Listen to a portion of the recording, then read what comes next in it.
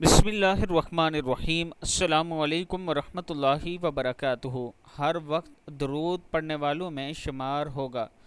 شیخ الاسلام حضرت ابو العباس رحمہ اللہ نے فرمایا، جو شخص صبح اور شام 3 مرتبہ یہ درود شریف پڑھتا ہے، اللہم صلی علی محمد فی اول کلامنا، اللہم صلی علی محمد فی اوسط کلامنا، اللہم صلی علی محمد فی آخر کلامنا، تو گویا وہ صبح و شام کے تمام اوقات میں درود پڑھتا ہے۔